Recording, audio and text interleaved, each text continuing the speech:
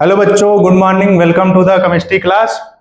तो हम लोग फिजिकल केमिस्ट्री में सॉल्यूशन चैप्टर पढ़ रहे थे पहला, जिसमें कि हमने लास्ट 4 वीडियो में हमने विलयन की सांद्रता के लगभग सभी पार्ट कंप्लीट कर लिए थे। उसमें हमने लास्ट में पढ़ा था ग्राम प्रति लीटर सांद्रता।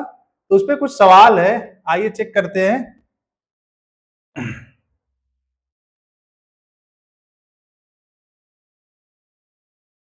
ये वाला देखो, तो ये सवाल पूछा है ग्राम प्रति लीटर सांद्रता का। देखो इसमें क्या लिखा हुआ है, ग्राम प्रति लीटर सांद्रता को हम लोग क्या बोलते हैं? विलयन की शक्ति भी बोलते हैं।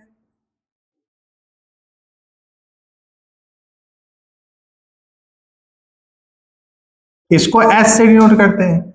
इसी विलयन की शक्ति को हम लोग ग्राम प्रति लीटर सांद्रता भी बोलते हैं। इसका फार्मूला क्या होता है? W/V। W किस में होता है? ग्राम में। और ये किस में होता है? लीटर में। तो इसमें देखो क्या दिया हुआ है, NaOH के 500 ml। तो V का मान, और देखो अच्छा W का मान कितना दिया है, विलेय का भार। तो W का मान है 50 ग्राम, V का मान है 500 ml। ml में इसमें 1000 का डिवाइड कर दो, लीटर में कन्वर्ट हो जाएगा 1/2 लीटर। तो ग्राम प्रति लीटर सांद्रता निकाल लेते हैं। एकदम इजी कैलकुलेशन है। W का मान 50 दिया है, नीचे 1/2, ये 2 ऊपर चला गया, उत्तर आ गया 100। इसका मात्रक भी वही होता है, ग्राम प्रति लीटर। ठीक है, तो स्क्रीनशॉट लो जल्दी से इतना, फिर आगे चलते हैं। चलो आ जाओ दूसरा सवाल। अच्छा ये सवाल 2022 का है, यूपी बोर्ड। इस सवाल में थोड़ा दम है। देखो इसमें जनरली ऐसे हमको कोई वैल्यू दिया नहीं है। देखो यहाँ पे घनत्व होगा, घनत्व, डेंसिटी।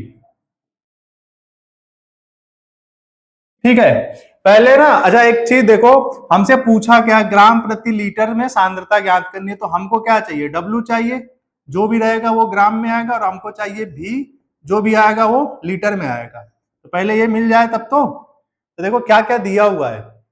यहाँ पे लिखा है देखो 86% भारानुसार। सबसे पहली क्लास में, पहली या दूसरी क्लास में हम लोगों ने पढ़ा था कि भारानुसार किसको कहते हैं? W/W परसेंटेज को। याद आया? भारानुसार W/W परसेंटेज कहते हैं, इसी को भार प्रतिशतता भी कहते हैं। तो जो 86% है, ये जो 86% है, ये विलेय का भार हो गया, विलेय का भार। कितना हो गया? 86% मतलब 86 ग्राम। अब एक बात सोचो कि पूरा कितना रहा होगा? 100%। 100% मतलब 100 ग्राम, मतलब 100 ग्राम में इतना है, तो वो विलयन का है। विलयन का भार कितना ग्राम? 100 ग्राम। अगर पहली क्लास देखे होंगे तो हम इसमें बताए थे W/W परसेंटेज का मतलब क्या होता है। ये होता है विलेय का भार, ये होता है विलयन का भार। तो विलेय का भार है 86%, मतलब 86 ग्राम। टोटल जो सोल्यूशन होता है 100%, मतलब 100% मतलब 100 ग्राम। ये हो गया। दूसरी बात, हमको क्या चाहिए? देखो हमको W मिल गया, लेकिन हमको आयतन नहीं मिला। हमको चाहिए यहाँ पे आयतन। तो आयतन निकालने के लिए देखो क्या क्या दिया है हमको, घनत्व दे रखा है। तो घनत्व बराबर क्या होता है? घनत्व बराबर होता है द्रव्यमान बटे आयतन।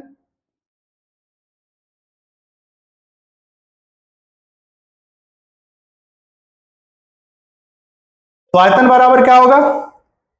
द्रव्यमान बटे घनत्व हो जाएगा।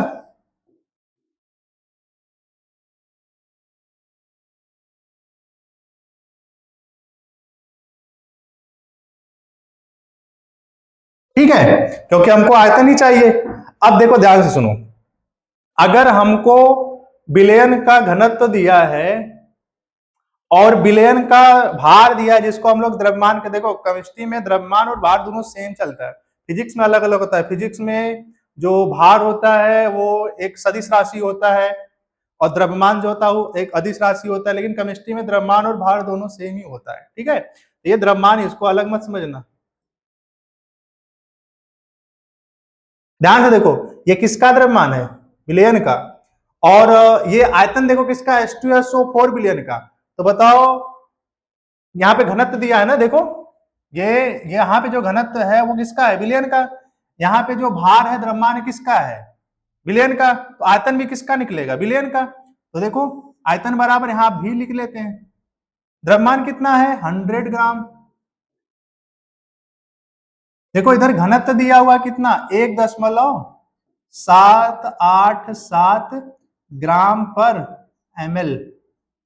अब जानते हो कि ग्राम से ग्राम तो कट गया, ml ऊपर गया, तो कितना आया? 100/1.787।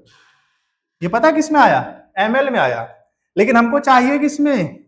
लीटर में, क्योंकि ग्राम प्रति लीटर सांद्रता का फार्मूला चाहिए था W/V। W ग्राम में, ये लीटर में, लेकिन हमको मिला किसमें? ml में। अब इसको लीटर में कन्वर्ट करेंगे, फिर 1000 से भाग करेंगे, तो देखो कितना होगा? 100/1.787/1000। 1000 अभी मत करना कि 1000 ऊपर चला जाएगा। 1000 को क्या लिख सकते? 1000/1। तो ये 1 ऊपर जाएगा, ये 1000 इन्हीं के साथ मल्टीप्लाई हो जाएगा। तो देखो कितना हुआ? ऊपर हो गया एक, मतलब 100, नीचे हो गया देखो 1787। ये जिसमें भी आया लीटर में आया, अभी वैल्यू नहीं आया हुआ। देखो क्या क्या पता चल गया। एक बोतल पे देखो 86% लिखा है। 86% मतलब 86 ग्राम। कितने में? 100 ग्राम में। ये विलेय का भार 86 हो गया, विलयन का द्रव्यमान 100 ग्राम हो गया, विलयन का घनत्व दे रखा है। फार्मूला जानते हैं, घनत्व बराबर द्रव्यमान बटे आयतन। तो आयतन बराबर क्या हो जाएगा? द्रव्यमान बटे घनत्व। तो द्रव्यमान कितना है? 100। घनत्व कितना है? 1.787। यहाँ पे यूनिट देखो लिखा हुआ है ग्राम पर ml। इसका मतलब जो भी वैल्यू आएगा वो किसमें आएगा? ml में। हमको चाहिए किसमें? लीटर में। तो ml से लीटर में कन्वर्ट करने के लिए क्या करेंगे? 1000 से भाग करना पड़ेगा। 1000 से भाग करेंगे तो इतना आएगा। पहले इतना स्क्रीनशॉट लो जल्दी से, तो फिर उसके बाद इसमें हल करते हैं। चलो 1 2 3 हो गया। अब देखो, तो ग्राम प्रति लीटर सांद्रता क्या होता? Formula W/V। ये किसमें था? ग्राम में। ये किसमें था? लीटर में। तो देखो इसका मान दिया है कितना? 86 ग्राम, अभी लिखे थे। इसका मान कितना था? 100/1787। ठीक है। ये अब देखो ये ऊपर जाएगा, 86 और गुणे 1787, अब बटे में कितना हो जाएगा? 100 हो जाएगा। इनको कट कर लो, इसको 43 बार में, इसको 50 बार में, जो भी आंसर आएगा वो ग्राम पर लीटर में उत्तर आएगा। ठीक है, देखो कितना आएगा, कैलकुलेट करो। इसका मल्टीप्लाई करके डिवाइड तो करना है। लगभग आंसर बताते हैं, लगभग 1536 पॉइंट समथिंग अगर इतना आ रहा है तो समझो उत्तर सही है। कैलकुलेशन कर लेना। ठीक है, उतारो जल्दी से, स्क्रीनशॉट लो जल्दी। आगे चलते हैं। हाँ, इसमें कल हम लोग पढ़े थे, 2 संबंध पढ़े थे। एक संबंध में हमने पढ़ा था, देखो क्या क्या, पहला बताते रिलेशन में क्या क्या पढ़े थे। पहला हमने पढ़ा था नॉर्मलता और मोलरता में संबंध, और दूसरा हमने पढ़ा था मोलरता एंड ग्राम प्रति लीटर सांद्रता में संबंध। इसमें क्या होता है? हम लोग पढ़े थे नॉर्मलता बटे मोलरता बराबर n होता है। What is n? n को बोलते हैं n factor. n factor depend करता है कि हमारे पास कौन सा कंपाउंड है, अम्ल है तो अम्ल है, या क्षार है, या क्या है, लवण। देखो क्षार होगा तो उसको हम लोग बोलेंगे अम्लता, पीछे का क्लास जाके देखना पड़ेगा। अम्ल है तो उसको बोलेंगे क्षारकता, लवण है तो इस n को बोलेंगे संयोजकता। अच्छा देखो कैसे चेंज होगा वैल्यू। अच्छा इसका क्या था हम लोग पढ़े थे? ग्राम प्रति लीटर सांद्रता बराबर capital M into small m। Capital M जो है वो मोलरता है, स्मॉल m जो है वो विलेय का अणुभार है। मतलब हम डायरेक्ट निकाल सकते हैं, अगर हमको मोलरता पता है, हम विलेय का अणुभार का अगर मल्टीप्लाई कर दे तो हमको क्या पता चल जाएगा? ग्राम प्रति लीटर सांद्रता। बट हमसे देखो क्या पूछा है, ऑक्जेलिक अम्ल। ऑक्जेलिक अम्ल, अच्छा इतना पहले स्क्रीनशॉट लो। देखे ऑक्जेलिक अम्ल क्या होता है? ऑक्जेलिक अम्ल का फार्मूला होता है COOH। 2 बार कार्बोक्सिलिक अम्ल को अगर अटैच कर दे तो ये इसका स्ट्रक्चरल फार्मूला, ये इसका अणु सूत्र है, मॉलिक्यूलर फार्मूला। अब देखो इसी को ऐसे लिखा हुआ है, देखो C2H2O4 कहां पे पाया जाता है? पहली बात की एक तरह का ऑर्गेनिक एसिड है, ठीक है। ऑर्गेनिक एसिड कैसे होते हैं? वीक होते हैं। कहां पे पाया जाता है? पालक में। ऑक्जेलिक अम्ल कहां पाया जाता है? पालक में ही तो पाया जाता है। और कहां पाया जाता है? और टमाटर में भी पाया जाता है। देखो आगे, अब इसमें क्या है कि हमसे पूछा है, देखो नॉर्मलता दिया हुआ है। अगर पीछे का क्लास देखे होंगे ना तो नॉर्मलता का यूनिट हम लोग एन भी लिखते थे, तो हमसे एन का मान दे दिया 0.2 एन। रखेंगे नहीं एन उसमें। हमसे क्या पूछा है? देखो मोलरता, एम पूछा है। अभी हमने पीछे रिलेशन पढ़ा था कि नॉर्मलता अपॉन मोलरता इनटू एन होता है। What is an? एन इससे डिसाइड होगा कि इसका एन कितना है। तो हम बताए थे कि अम्ल में जितने एच दिखते हैं, हर अम्ल के साथ नहीं होता। अभी आज हम लोग पढ़ेंगे, कुछ एक्सेप्शनल केस है, फास्फोरस के एसिड है, तो हम लोग उसमें पढ़ेंगे कि जितना एच दिखेगा उतना होगा नहीं। बट यहाँ पे ये वाला एच का आयनन हो सकता है, ये वाले एच का आयनन हो सकता है, मतलब जिस एच का आयनन हो सकता है, बेसिकली हम यही बता देते हैं क्यों ऐसा होता है। इसका फार्मूला होता है ऐसा, और इसी के साथ ये ऐसे जुड़ा है। हम लोग उसी H को काउंट करते हैं जो H डायरेक्ट O के साथ जुड़ा हो और वही टूट सकता है, ठीक है। ऑक्जेलिक अम्ल का स्ट्रक्चर ऐसा होता है, हम लोग उसी H को काउंट करते हैं जो, अच्छा इसमें क्या पूछा है? H2SO4। अच्छा इधर ये वाला सवाल है, देखो वो हम उसी H को काउंट करते हैं जो डायरेक्ट किससे जुड़ा है? H, मतलब O के साथ जो H हो उसी वाले H का आयनन हो सकता है, वही हमारा N हो। तो यहाँ पे N कितना दिख गया? स्मॉल वाला 2, ठीक है। 2H है ना। तो आप देखो फार्मूला बस पता चल गया, हमको N ही तो चाहिए था, ये वाला N पहले से पता है। तो क्या हो जाएगा फार्मूला?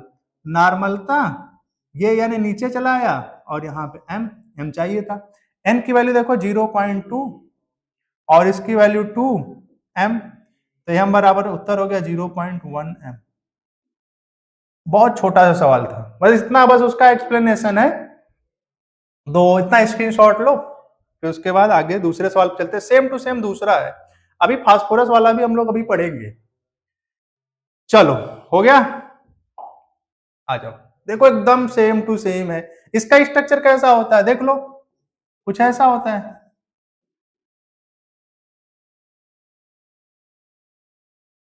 ये इधर रहेगा ऐसे। अब सोच के बताओ, यहाँ पे स्मॉल n जो फैक्टर अम्ल है ना, तो जो भी n निकलेगा उसको हम लोग क्षारकता बोलेंगे। फिलहाल n बताओ कितना। अब देखो ये वाला H, ये वाला H O के साथ डायरेक्ट जुड़ा, मतलब इधर से ये इधर से ये, इसका आयनन हो सकता है, और इसका आयनन होगा तो जितने H निकलेंगे वही तो है n छोटा n का मान। अब देखो हमको दे रखा है n का मान दे रखा है कैपिटल, n बराबर कितना? 0.25। स्मॉल n का मान पता चल गया, फार्मूला जानते हैं क्या? नॉर्मलता बटे मोलरता बराबर स्मॉल n। तो क्या पूछा हमसे? देखो इधर मोलरता, तो मोलरता बराबर क्या होगा? अभी पीछे तो वही पढ़े थे, नॉर्मलता बटे स्मॉल एन। नॉर्मलता की वैल्यू देखो ये दिया हुआ है 0.25 अपॉन कितना 2, डिवाइड करो कितना होगा? 50। देखो 0.125 m आंसर हो गया, ठीक है, उतार लो। चलो आगे हो गया, नेक्स्ट। अच्छा चलो यहीं पे ना एक चीज हम देख लेते हैं, आ जाओ अगले पेज पे सीधे। यहां पे देखो हमने क्या पढ़ा था पिछली बार? तुल्यांकी भार, ठीक। तुल्यांकी भार जब निकाल रहे थे तो हम लोगों ने यहां पढ़ा था कि जो E होता है m/n होता है, ये पढ़ा था। ठीक है, अब हमने देखो क्या क्या पढ़ा था, हम एसिड का पढ़ा रहे हैं और बाकी हम लोगों ने उसमें तो पढ़ ही रखा था लवण का और बेस का। देखो HCl का पढ़ाए थे, H2SO4 का पढ़ाए थे और HNO3 का। अभी हमने क्या पढ़ा, ऑक्जेलिक एसिड का C2H2O4। इन चारों का निकालना n, स्मॉल n, ये जो है ये आसान है। यहां पे n कितने हैं, एक हाइड्रोजन है तो n का मान 1 है, यहां पे n का मान 2 है क्योंकि 2 हाइड्रोजन दिख रहा है, यहां भी n का मान 1 है क्योंकि एक ही हाइड्रोजन है, यहां पे n का मान अभी पढ़े हैं, n का मान कितना है 2 है। बट n के मान में दिक्कत कब आती है, जब फास्फोरस का एसिड आता है। देखो इधर आ जाओ, 3 एसिड हमारे पास है, ये ज्यादातर कंपटीटिव एग्जाम में पूछता है, H3PO4, H3PO3 और H3PO2। ठीक है, देख लो एक बार, अब तुम्हारे दिमाग में आ रहा होगा इसमें 3 है, 3 हो गया, सही है, चलो इसमें 3 है, इसमें भी 3 हो गया, इसमें 3 है, इसमें 3, वो वाला तो सही है बट ये वाला 3 नहीं, ये गलत है। देखो कैसे, इसका स्ट्रक्चर देखना ध्यान से, पहले इसका नाम देख लो, क्या इसका नाम है, फास्फोरिक अम्ल। ठीक है, इसी को आर्थोफास्फोरिक अम्ल भी बोलते हैं। ठीक है, इसको बोलते हैं फास्फोरस अम्ल, थोड़ा सा अंतर है, फास्फोरस अम्ल, इसको कहते हैं हाइपोफास्फोरस अम्ल, हाइपो।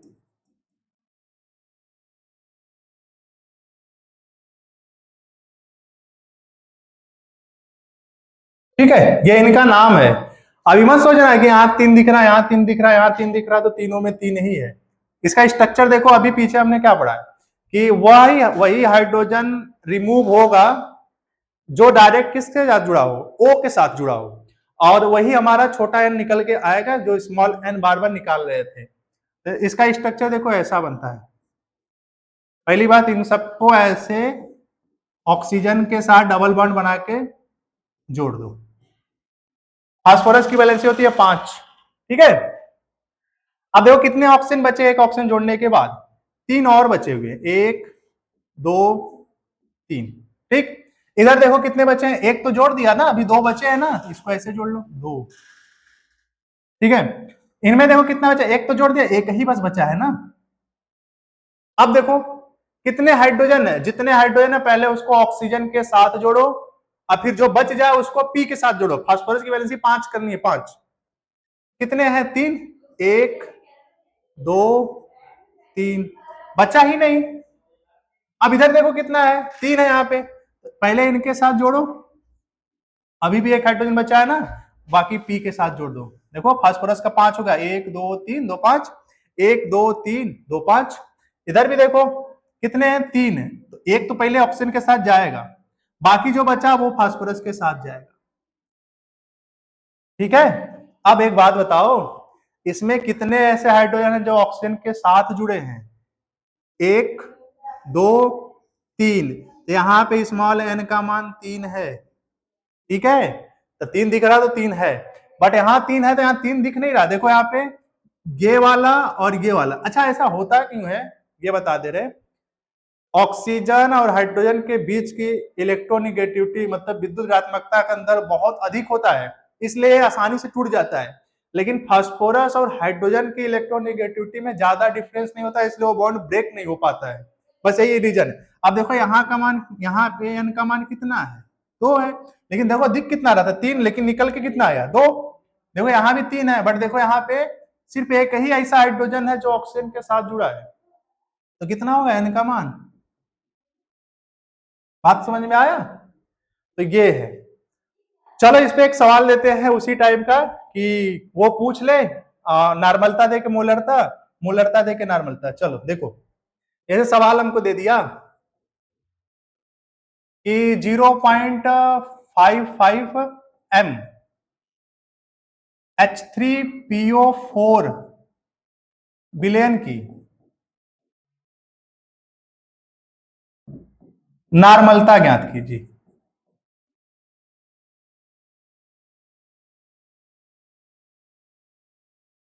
तो अभी तक हम लोग जो करते आ रहे हैं वहां तो 3 दिख जाएगा क्योंकि इसके लिए 3 होता ही है। बट सपोज दैट मान लो यही दिया है हमको, यहाँ पे ये दे दिया सवाल, इसी सवाल में हम लोग ऐड कर देते हैं ये दिया हो और ये दिया, बाकी सब कुछ सेम है। ठीक है, अब देखो यहाँ पे भी वही है 0 पॉइंट, चलो इसको कर देते हैं 0.35, इसको कर देते हैं 0.25, यम ही है, यम का मतलब मोलरता। ठीक, अब हमसे देखो मोलरता देके नॉर्मलता पूछ लिया। अब देखो होता क्या है, यहां पे अभी हमने क्या पढ़ा, यहां पे तो n का मान 3 है इसका स्ट्रक्चर, ठीक है, लेकिन यहां पे n का मान कितना था 2 और यहां पे n का मान 1, यहां पे फर्क पड़ेगा। सबका फार्मूला क्या होता है, नॉर्मलता बटे मोलरता बराबर n फैक्टर। n फैक्टर किसको कहते हैं, जो यहाँ पे जितने ज्यादा हाइड्रोजन वहां पे रिलीज हो सकते हैं, मतलब आयनन हो सकता है उनका, तो क्या होगा, नॉर्मलता देखो पूछा है तो नॉर्मलता बराबर क्या हो जाएगा n गुणे m, तो n बराबर पहले के लिए ना, तो पहले में कितना दिया है, n का मान देखो 3 है, m का मान देखो कितना है 0.55, मल्टीप्लाई कर दो, 5 तिहाई कितना होगा 15, 5 तिहाई 15, 1 16, 1.65 n, पहले का उत्तर आ गया। दूसरे का देखो तो इसका फार्मूला होगा नॉर्मलता बराबर n गुणे m, नॉर्मलता बराबर n का मान कितना है 2 है, m का मान कितना है 0.35, 35 गुना कितना होता है 70, 0.07, ये नॉर्मलता। ठीक है, तीसरे वाले का तुम लोग बताओ कितना होगा, सोचो कितना होना चाहिए। तो नॉर्मलता बराबर हो जाएगा n गुणे m, n का मान 1 है, देखो स्ट्रक्चर पीछे देखना, देखो इधर है यहाँ पे दिख रहा H3PO3, सॉरी H3PO2, इसका 2 है, इसका इधर देखो m का मान कितना है 0.25, उत्तर भी वही आ जाएगा ना 0.25। तो ये वाला सवाल पूरा कंप्लीट हो गया कि मोलरता दे के नॉर्मलता पूछ ले, नॉर्मलता दे के मोलरता पूछ ले, अगर ये तीनों एसिड भी आ जाए बाई चांस, इसका स्ट्रक्चर याद रखना, इसका स्ट्रक्चर एक बार ध्यान से देख लो, स्क्रीनशॉट ले लो इसका, ले लिया, चलो ये वाला देख लो, इसका भी ले लो, ये सारे सवाल सेम है ना, ये पूछा वही है, मतलब नॉर्मलता ही पूछ रखा है। चलो आ जाओ अब अगले टॉपिक पे चलते हैं।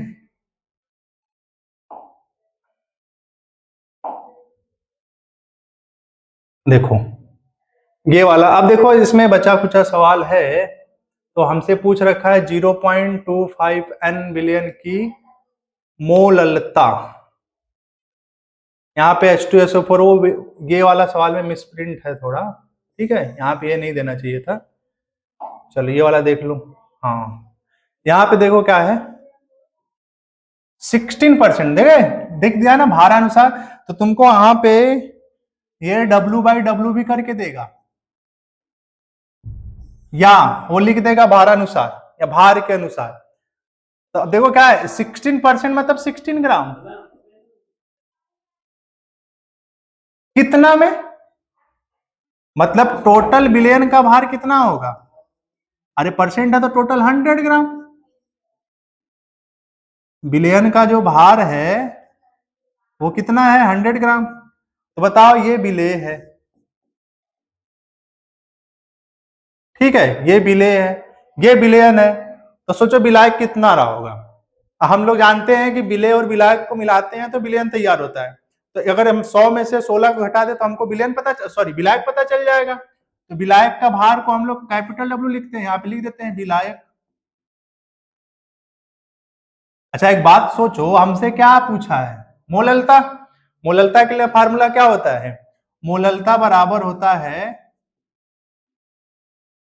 विलेय का भार बटे अणु भार इंटू विलायक का भार, वो भी किसमें? केजी में होगा। ठीक है, अब देखो तो विलायक का भार कितना हुआ? 100 में से 16 घटा दो, आ गया 84 ग्राम। और एक चीज देखो, वहां पे हमसे केजी पूछा है, तो केजी पूछा है तो इस ग्राम को केजी में बदलने के लिए क्या करें? 1000 से डिवाइड करें। तो हमको देखो क्या पता चल, अब देखो स्मॉल डब्ल्यू पता चल गया, कैपिटल डब्ल्यू पता चल गया, हमसे पूछा है मोललता, हमको चाहिए एम। आप बताए थे, पीछे क्लास में पढ़ा रखे हैं H2SO4 का, रट जाओ, याद कर लो कितना होता है 98। ठीक है, पीछे पढ़ा रखे हैं, ग्लूकोज का, सुक्रोज का, यूरिया का, H2SO4 का, इन चारों का ज्यादातर यही रिपीट होता है 90% केसेस में। तो ये सब पता चल गया, ये अब केजी में आ गया। ठीक है, अब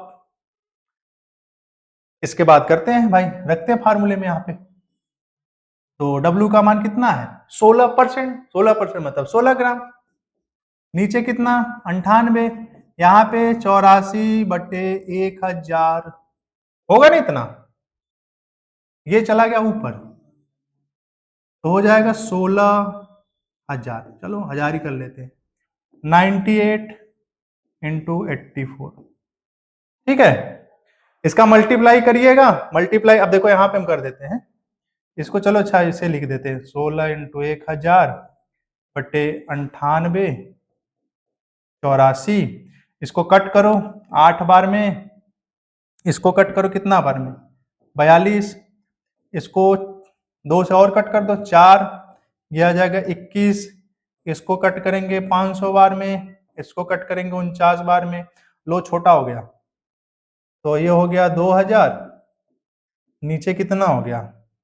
49 में 21 का गुणा करना और फिर उसके बाद भाग करना, जो भी उत्तर आएगा वो आएगा, मात्रा क्या होगा? मोल पर केजी। हम ये तुम लोगों पे ऊपर छोड़ दे रहे हैं। ठीक है, बस कुछ नहीं करना, इनका गुणा करके भाग कर देना, उत्तर आ जाएगा, मोललता निकल जाएगा। जल्दी से स्क्रीनशॉट लो इसका, ले लिया? चलो दूसरे सवाल पे चलते हैं। देखो एकदम सेम टू सेम होमवर्क दे दे क्या, बोलो। देखो यहाँ पे क्या दिया है, K2CO3, वही चीज है ना, भारानुसार। भारानुसार मतलब वाट? W/W%। ये ऊपर वाला W जो होता है वो विलेय होता है, नीचे वाला जो होता है वो विलयन होता है। कितना दिया है? 20%, 20 ग्राम। किसका मान? विलेय का भार। ठीक है, विलेय का भार कितना? 20 ग्राम। विलायक कितना होगा सोच लो, विलयन अगर 100 होगा तो विलायक कितना बचेगा? 100 में से 20 घटा दो, आ जाएगा कितना? 80 ग्राम। 80 ग्राम, ग्राम थोड़ी चाहिए। 1000 से भाग करो, 1000 से भाग करोगे तो कितना? 10 से 10 कट गया, और इस 4 ये 25, मतलब 4/25 केजी में आएगा। ठीक है, मोललता ही पूछा है, यम कितना होगा निकाल लो। अब देखो यहाँ सोचना पड़ेगा, यम मतलब ऐसा नहीं कि डिपेंड। एक पोटेशियम का 39 होता है, तो 39 गुना कितना? 78। कार्बन का 12 होता है, और इसका होता है 16×3=48। तो ये हो गया कितना? 78 12 90, और 9 4 13 138। इतना कर दिया, आप कर लोगे आगे। रख देते हैं फार्मूले में, मोललता बराबर विलेय का भार 20 ग्राम। अच्छा ये सवाल याद रखना, ये सवाल बोर्ड का है 2023 आई थिंक, क्या 24 देख लेना, 2023 या 24 इसी साल का। और 20 ग्राम हो गया। एम का मान कितना? 138। ये कितना है? 4/25। देखो ये तो कट ही जाएगा ना 5 बार में, ये ऊपर चला गया, तो मोललता बराबर 25 5 125। नीचे कितना आया? 138। जितना भी आएगा कर लिए तो समझो आंसर, भाग करने आता होगा तब। ठीक है, जल्दी से कॉपी करो। स्क्रीनशॉट।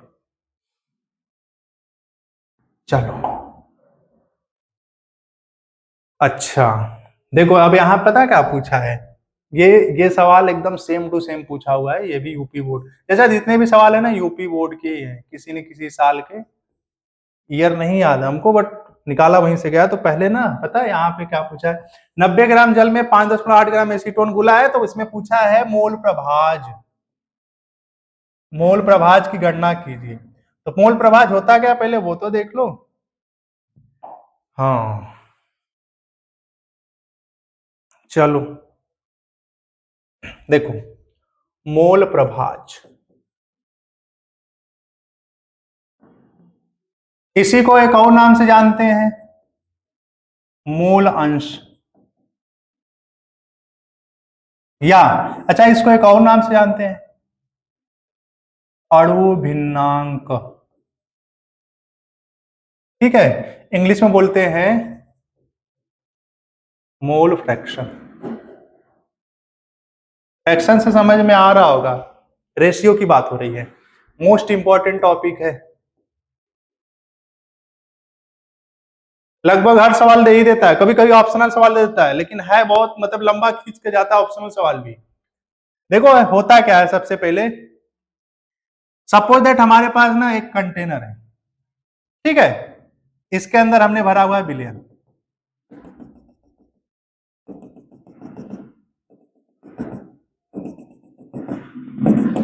ठीक, तो बिलियन के कितने घटक होते हैं, बिलियन के कितने घटक का मतलब बिलियन कितने चीजों से मिलकर बना था, दो चीजों से, एक विलेय होता है और एक विलायक होता है, ठीक है, ये दो घटक इसके हैं।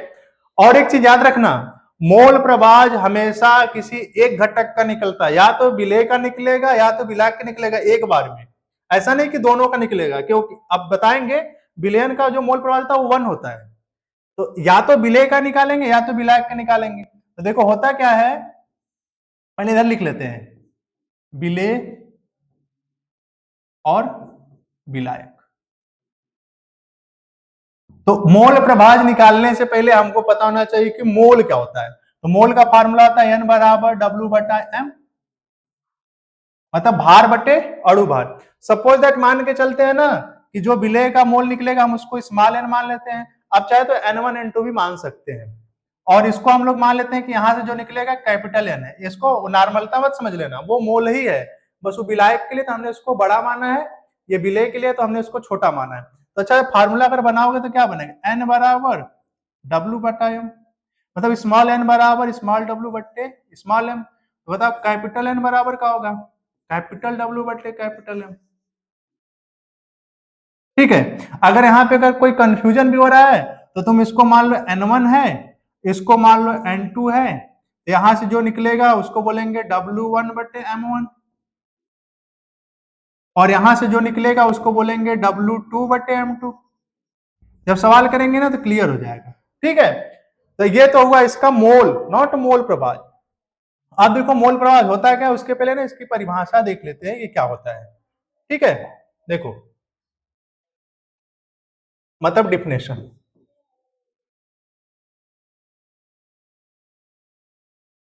बिलियन में किसी एक घटक के, कोई भी हो सकता है विलेय चाहे विलायक, किसी एक घटक के मोलों की संख्या तथा तथा बिलियन में उपस्थित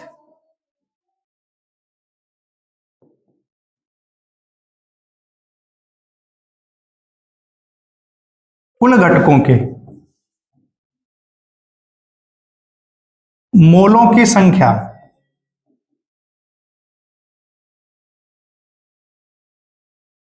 के अनुपात को, याद है फ्रैक्शन लिखा था इंग्लिश में, मोलों की संख्या के अनुपात को उस घटक का मोल प्रभाज कहते हैं। ठीक है, तो इसकी परिभाषा है बिलियन में उपस्थित किसी एक घटक के मोलों की संख्या तथा बिलियन में उपस्थित कुल घटकों के मोलों की संख्या के अनुपात को उस घटक का मोल प्रभाज कहते हैं। तो याद रखना, एक बार में सिर्फ एक घटक निकलेगा। विलेय का लेंगे तो विलेय का, विलायक का लेंगे तो विलायक का। अच्छा, इसको डिनोट किससे करते हैं? इसे देखो कहीं कहीं एक्स लिखा होता है, इसे एक्स या ऐसे भी लिखा होता है। पता है इसको क्या बोलते हैं? इसको पढ़ते हैं काई, ऐसे लिखते हैं। इसे एक्स या काई से प्रदर्शित करते हैं।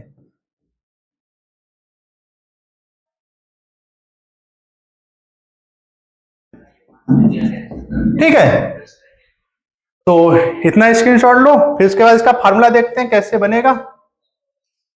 ले लिया? देखो, माना विलेय के मोलों की संख्या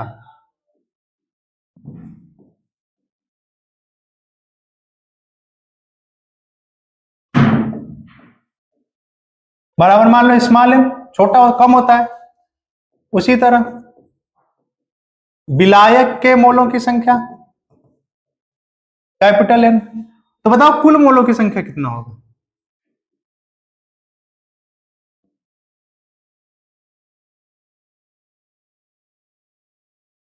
एन प्लस एन होगा कि नहीं?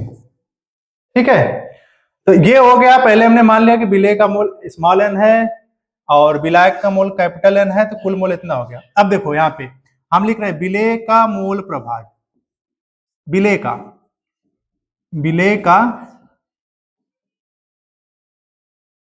मोल प्रभाज। तो विलेय का मोल प्रभाज होगा विलेय का मोल अब बटे कुल मोल। ठीक है, अब देखो इसका नोटेशन देखो, इसका किसे लिखेंगे? ऐसे लिख देंगे तो भी काम चल जाएगा। यहां लिख दो विलेय, इतना लिखने की जरूरत नहीं है, बस ऐसे बना दो, हो गया विलेय का मोल प्रभाज बराबर। विलेय का मोल क्या माने थे? एन। अब कुल मोल कितना है? N plus N. ये फार्मूला हो गया इसका। ठीक है, तो हो गया ये।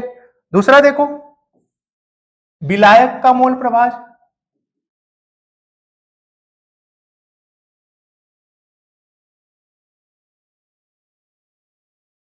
बराबर का होगा विलायक का मोल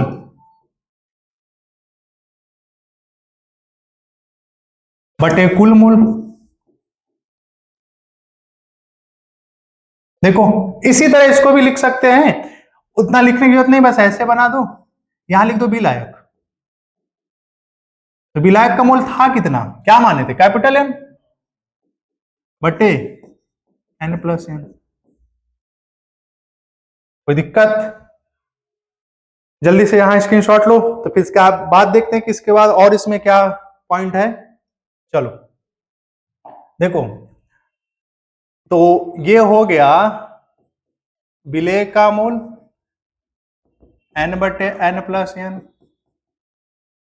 ये हो गया विलायक का मोल प्रभाज, मतलब एन बटे एन प्लस एन।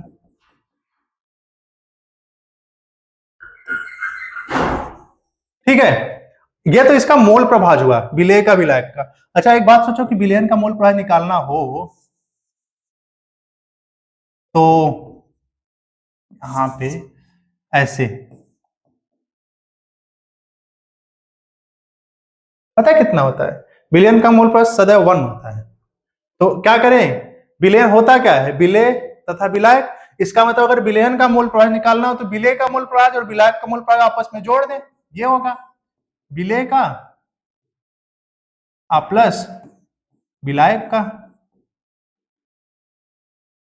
ठीक है, देखो हम चाहते तो ऐसे लिख सकते थे कि 1 होता है, बट देख लो होता किसे है? विलेयन का। देखो इसका कितना होता है? एन बटे एन प्लस एन। इसका होता है एन बटे एन प्लस एन। नीचे एलसीएम सेम है, एन प्लस एन, ऊपर भी एन प्लस एन, दोनों कट गया, कितना आ गया? 1 आ गया। ओके, तो ये इसका विलेयन का मूलप्राज 1 होता है। देख लो कैसे होता है। याद रखना जिस घटक का मोल प्रभाज निकालना उस घटक का मोल अब बटे कुल मोल, वो उसका मोल प्रवाह है। तो सबसे पहले मोल प्रवाह निकालने से पहले ना सबसे पहले हमको यह पता होना चाहिए कि मोल क्या है। ठीक, तो हम आए अपने सवाल पे चलते हैं। तो ये इसका फार्मूला है, नोट करो। चलो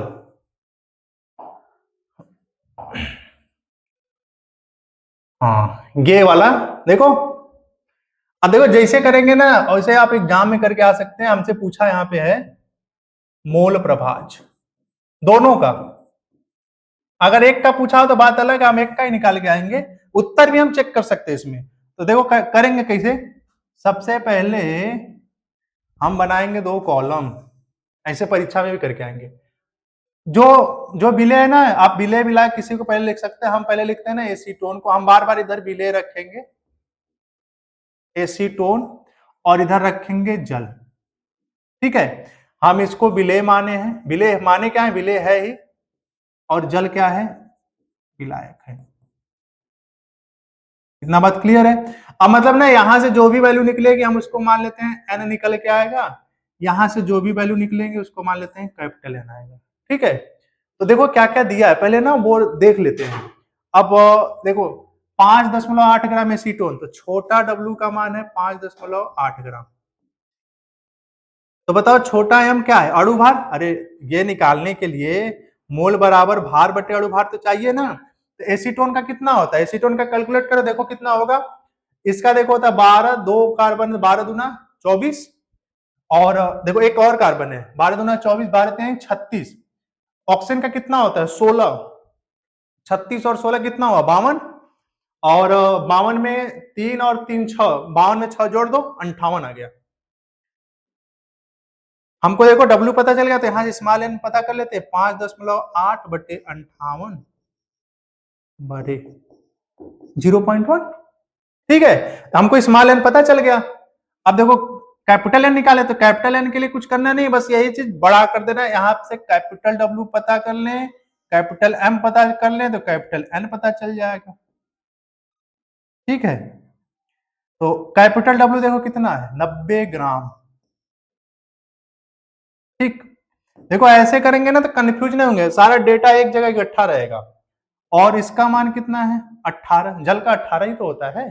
ठीक है, तो देखो कितना हो गया, ऊपर 90 अपॉन में 18 कट कर दिए 5 आ गया। तो एक काम करते हैं, हम यहीं पे कुल मोल जोड़ लेते हैं। n प्लस एन बराबर आ गया 0.1 मतलब 5.1, ये कुल मोल है। ये तो हमको मोल पता चला और कुल मोल पता चला, तो सब कुछ हो ही तो गया है। यहाँ पे ऐसे लिखेंगे, देखो ऐसे। ठीक है, यहां पे हो जाएगा किसका, एसीटोन का, और यहां पे किसका हो जाएगा, जल का। एसीटोन का मोल कितना है, देखो किधर गया, एसीटोन का मोल ये है। एसीटोन का मोल बटे कुल मोल कितना था 5.1। कोई दिक्कत। एन का मान कितना है, देखो इधर 5 अपॉन 5.1। देखो फिर से बता दे, एसीटोन का मोल पास निकालना है तो एसीटोन का मोल बटे कुल मोल, जल का निकालना है तो जल का मोल बटे कुल मोल। नीचे तो कॉमन ही रहेगा दोनों। देखो इसका मोल कितना है, जल का देखो 5 है, 5, कुल कितना है 5.1। देखो इसका कितना है, एसीटोन का मोल देखो 0.1, कुल कितना है 5.1। तो इसमें क्या करते हैं 1/51 हो जाएगा, अगर ऊपर नीचे 10 का गुणा करें तो इधर आ जाएगा 50/51। एक तरीका बताते हैं। पहली बात कि इसको यहां तक तो छोड़ना नहीं, इसको ले जाना है पॉइंट में, 0 पॉइंट जो भी आएगा समथिंग। आज इसको भी ले जाना है 0 पॉइंट में, जितना भी चला जाए। इन दोनों का जोड़ एक के करीब अगर आ रहा है, एक भी आ जा रहा है लेकिन ज्यादा पॉइंट ले जाना पड़ेगा, ऐसा ना करना इनको इनको जोड़ दे एक आ गया उत्तर खत्म हो गया, नहीं, यहां पे पॉइंट लगाने के बाद जितना आएगा वो उत्तर माना जाएगा। तो इसका कैलकुलेशन करो कितना आएगा।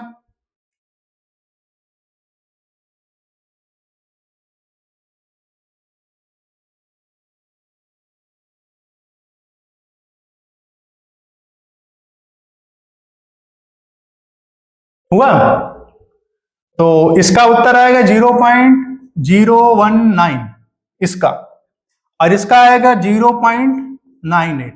इन दोनों को जोड़ लो, उत्तर चेक करने की जरूरत नहीं है, इन दोनों को जोड़ो, एक के करीब अगर आ रहा इसका मतलब उत्तर सही है। ये आंसर होगा, ये आंसर होगा। जरूरी नहीं कि एक, ऐसा नहीं कि एक से बहुत कम आ रहा है, एक के करीब आ जाएगा, 0.99 के करीब आ जाएगा, 0.999 करके। कभी कभी किसी किसी का उत्तर एक भी आ जाएगा, तो ये इसका उत्तर होगा मोल प्रभाज का। याद रखना, जब भी मोल प्रभाज निकलेगा किसी एक घटक का निकलेगा, दोनों घटकों का अलग अलग निकलेगा, ऐसा नहीं कि दोनों का एक साथ निकले। अब हम देखो इसको इसलिए जोड़े हैं क्योंकि विलयन का मोल प्रभाज कितना होता है, एक होता है, तो इन दोनों को जोड़ने पे एक आना चाहिए, तो इसका मतलब उत्तर सही है। जल्दी से इसका स्क्रीनशॉट लो, फिर उसके बाद अगले सवाल पे चलते हैं। हो गया, चलो। हाँ देखो, ये सवाल ना 2 बार पूछा है बोर्ड एग्जाम में, ये एक बार 2022 में पूछा था, एक बार 2024 में पूछा हुआ है, ठीक है। दोनों सवाल सेम है, बस यहाँ पे क्या दिया है ना, यहाँ पे परसेंटेज दे रखा, हम लोग बताए थे। देखो जहां परसेंटेज है ना, जैसे 54%, 54 ग्राम, देखो यहाँ पे लिखा भी है, भार अनुसार जैसे लिखे ना, बस उसको परसेंटेज भूल जाओ, ग्राम में कन्वर्ट कर दो। देखो पहला सवाल क्या, एथेनॉल और जल के मिश्रण में, अब सोचो जल कितना परसेंट है, 54%, 54% मतलब 54 ग्राम, ठीक है। तो बताओ एक बात, टोटल कितना रहा, 100%, तो बचा कितना, एथेनॉल, एथेनॉल कितना परसेंट बचा, 46%। अरे 100 में से 54 घटाओगे तो 46%, मतलब क्या, 46 ग्राम हो तो गया।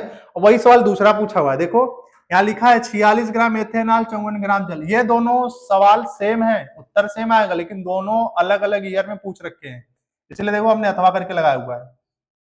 वही सवाल है, देखो 46 ग्राम एथेनॉल, तो सबसे पहले क्या करेंगे, कॉलम बना लो, पहले में लिख लो एथेनॉल और दूसरे में क्या लिख लो, जल। यहां से जो भी निकल के आएगा उसको मान लेते हैं एन, यहां से जो निकल के आएगा उसको मान लेते हैं कैपिटल एन, ठीक है। कोई भी मान सकते हो, जरूरी नहीं तुम N1 N2 मान लो, बस मोल निकालने आना चाहिए। एथेनॉल का फार्मूला क्या होता है, एथेनॉल का फार्मूला नहीं पता रहेगा तो अणुभार कैसे बताएंगे, अणुभार नहीं पता चलेगा तो मोल कैसे निकलेगा, क्योंकि मोल का तो फार्मूला होता है N बराबर भार बटे अणुभार, तो भार तो पता है, अणुभार भी तो पता होना चाहिए। तो एथेनॉल का फार्मूला होता है C2H5OH, और जल तो सब जानता है H2O, ठीक है। एथेनॉल का कितना होगा, देखो 12 दूना 24, इसका कितना होगा 6 है तो 6 जोड़ दो इसमें, 24 36, इसका 16, 46 आ गया। तो W का मान भी 46 है, M का मान भी 46 है, तो स्मॉल n बराबर क्या होता है, W बटा M, n बराबर 46 बटे 46, कट के कितना आ गया, 1 आ गया, ठीक है। देखो ये कितना है 54 ग्राम, तो यहां से कैपिटल W मान लो 54 ग्राम।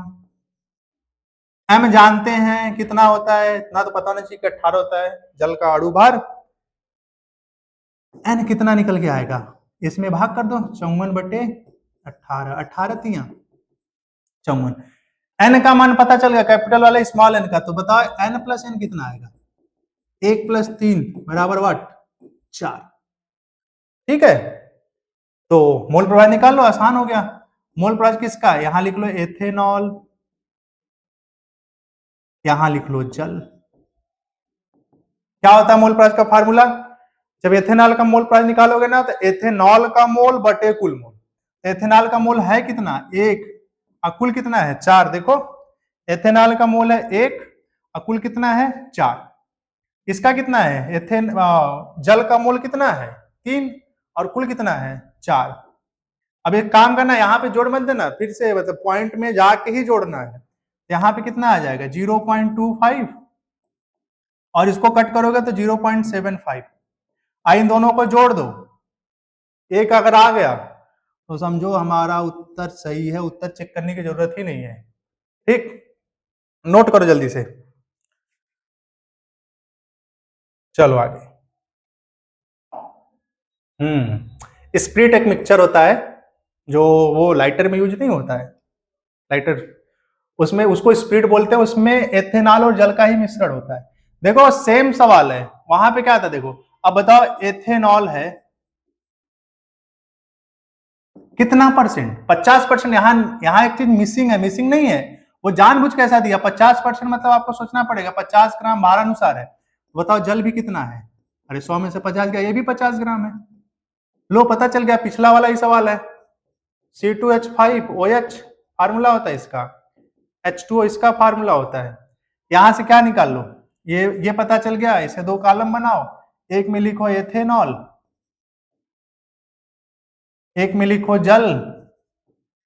स्मॉल w का मान पता है 50 ग्राम, यम अभी पीछे निकाल के आए 46, तो n बराबर 50/46 यहां से निकाल लेना मोल। ठीक है, 2 पॉइंट तक लगा लेना।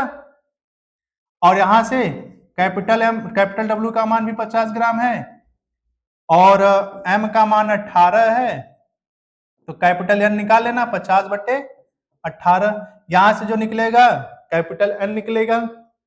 अब इसको भाग करना, इसको भाग करना, जो आएगा n प्लस n को जोड़ देना, आ जाएगा। तो अब एक काम करना, जब इसका मोल प्रभाव निकालने जाना तो जितना मोल आया है बटे कुल मोल, इसका मोल प्रभाव निकालने जाओगे जितना आया है बटे कुल मोल, उत्तर हो गया। दोनों को ऐड करके देख लेना, अगर यहां तक भी पहुंच जा रहा 0.99 तक तो भी ये 1 के करीब ही तो है। तो ये वाला तुम लोगों के लिए होमवर्क रहे, कमेंट में बताना। अगला देखो, अब की बार क्या है ना, बस थोड़ा सा इसमें डिफरेंट है, मिश्रण में 16% ये एक्स्ट्रा दिया हुआ है। ठीक है, देखो मेथेनॉल का फार्मूला क्या होता है? एथेनॉल का फार्मूला होता है C2H5OH, एथेनॉल का, नॉट मेथेनॉल। मेथेनॉल का फार्मूला होता है CH3OH। पता है, इसको वुड स्प्लिट भी बोलते हैं, लकड़ी के भंजक आसवन से मिलता है। ठीक, वुड स्प्लिट। तो इसका फार्मूला देखो, ये हो गया, फार्मूला ही तो चाहिए था हमको। तो सबसे पहले क्या बनाए, 2 कॉलम बनाए, एक में लिख लो मेथेनॉल, एक में लिख लो जल। मेथेनॉल का फार्मूला बता दिए। देखो 16% मेथेनॉल तथा शेष जल, 16% का मतलब क्या, 16 ग्राम। तो शेष जल है, इसका मतलब कितना, 84 ग्राम। अभी तो दोनों 100% होंगे मिलके। और m का मान यहां से, m का मान यहां से निकाल देंगे। तो m का मान कितना है, यहां से देखो 12, इसका कितना होता है 16, 16 12 28 में ये 4 जोड़ दो, कितना हो गया 32, तो ये हो गया 32। इसका कितना होता है 18, कई बार आ चुका। तो स्मॉल n बराबर हो जाएगा 16/32। कट कर दो, 0 पॉइंट कितना आ गया 5 आ गया। देखो 16 दूना 32, 1/2 आएगा, इसको कट कर देना, n यहां से निकाल लो, capital W upon capital M, 84 बटा कितना आएगा 18 आएगा। 18 3 54 होता है, 18 चौका 72, तो 4, उसके बाद कितना बचा 12 बचा ना, तो 120 हुआ। 18 5 90, 18 6 का कितना 108, 4.6 के करीब आएगा, देख लेना 108। फिर कितना बचा 12 ही बचा ना, 4.66 आएगा। अब इसका मान देखो कितना है 0.5, तो n प्लस n कितना आएगा 0.5 में उतना जोड़ो तो कितना आ जाएगा 4.71। ये किसका मान है, कुल मोल का मान है। तो अब क्या करोगे, बस कैलकुलेशन ही तो है। उसके बाद हमको यहां से करना क्या है, जब मेथेनॉल का मोल प्रभाव निकालोगे, यहां लिख दे रहे हैं मेथेनॉल का मोल प्रभाव निकालोगे, तो मेथेनॉल का मोल बटे कुल मोल, यही होगा ना। तो यहाँ पे क्या कुछ गलत है, तो इसको जोड़ेंगे तो कितना आएगा, जोड़ लो ऐसे 4.66 और 0. अच्छा 5, यहाँ पे 6 है 1 है 5.16 आएगा। ठीक है, यहाँ पे कितना होगा 5.16।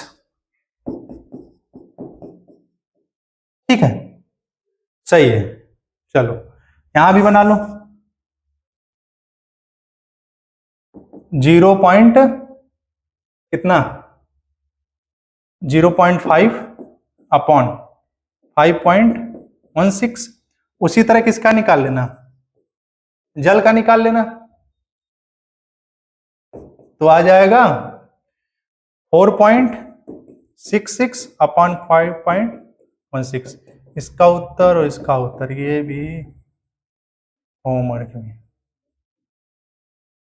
कर लो जल्दी से, देख लेना मिस प्रिंट तो नहीं है। ठीक है, 6 होता है, 5 6 5 11, 4 1 5 हो जाएगा। ठीक है, यहाँ पे चलो आगे देखते हैं।